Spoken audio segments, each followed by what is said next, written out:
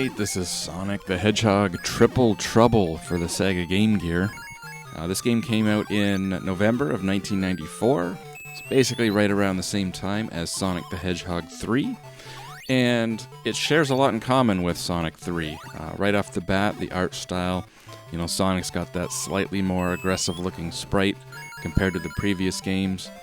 We've got Knuckles in here. And some of the levels are similar to the ones in Sonic the Hedgehog 3.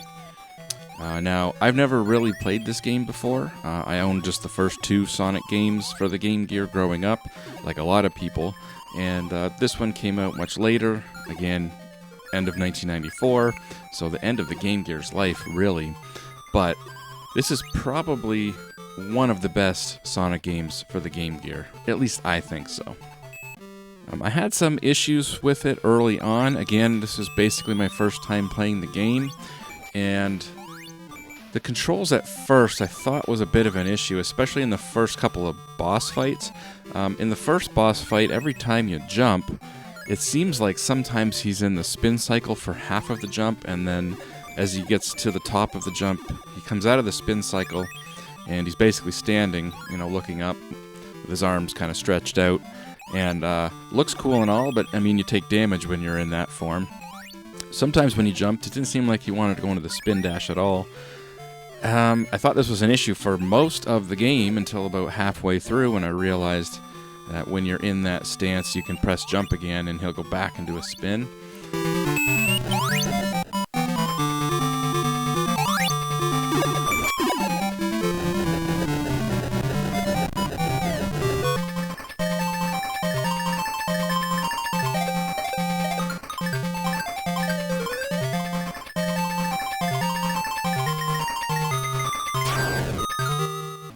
So yeah, and then the second boss, you know, it was kind of confusing at first what I was supposed to do.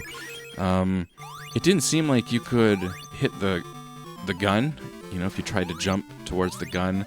You know, there's basically an invisible wall that's stopping you. And so then I just tried waiting it out, you know, you wait out and maybe he stops shooting and something else is going to happen. That didn't seem to happen. So I just tried, you know, running at it again, and this time it seemed to work. So my initial impression with this game was that the boss fights aren't very good, but the level design is outstanding. Now, like I said, the thing with the jumping, I think I figured that out.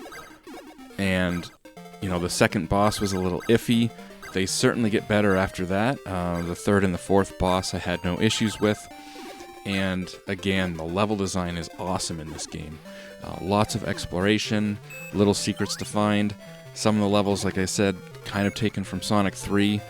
We got a snow level in there even where you ride on a snowboard. Graphics are outstanding. Honestly, this is a Game Gear game.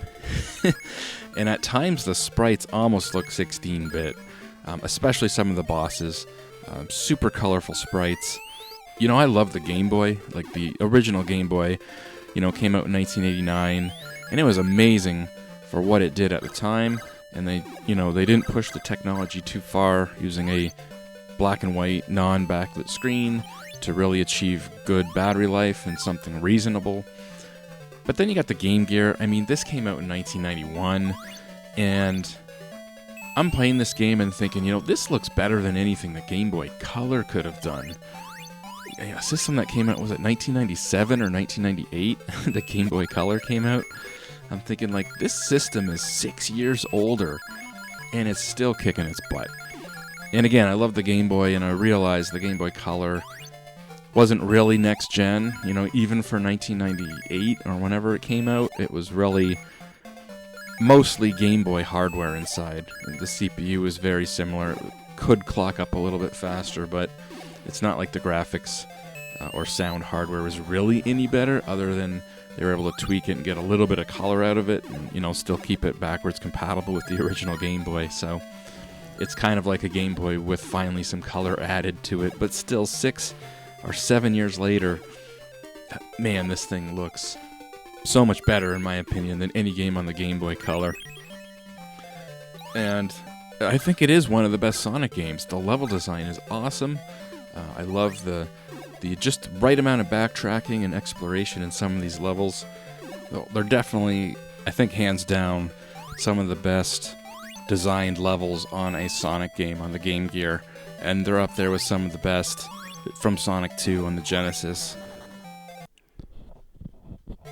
So here we got a snow level, just like in Sonic the Hedgehog 3.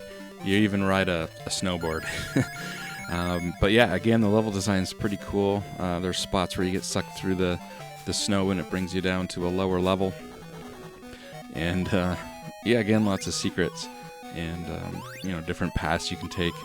The path I take is the path I land on. Scott the Woz, Sonic 3. The path I take in Sonic games is the path I land on, exactly.